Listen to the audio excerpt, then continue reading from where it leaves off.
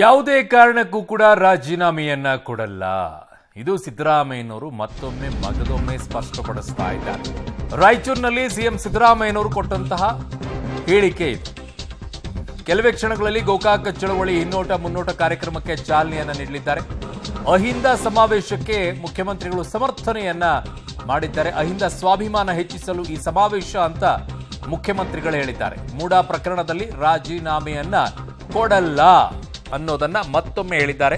ವಿಪಕ್ಷಗಳು ರಾಜೀನಾಮೆ ಕೇಳಿದ್ರೆ ಕೊಡಬೇಕಾ ಅಂತ ಮುಖ್ಯಮಂತ್ರಿಗಳು ಕೇಳ್ತಾ ಇರೋದು.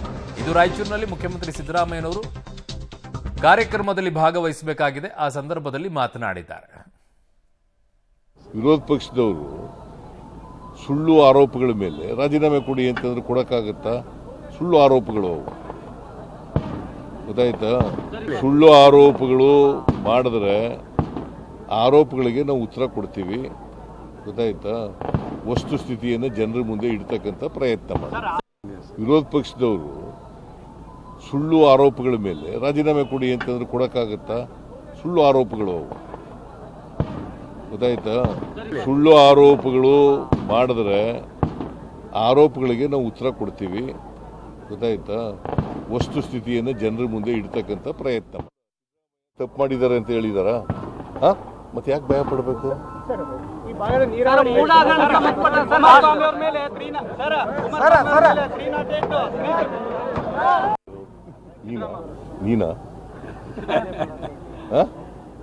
ನೀನೇ ಭಯ ಪಡ್ತೀನಿ? ನಾನು ಯಾವ ಬಿಜೆಪಿಯವ್ರಿಗೂ ಭಯ ಪಡಲ್ಲ, JDSನವ್ರಿಗೂ ಭಯ ಪಡಲ್ಲ.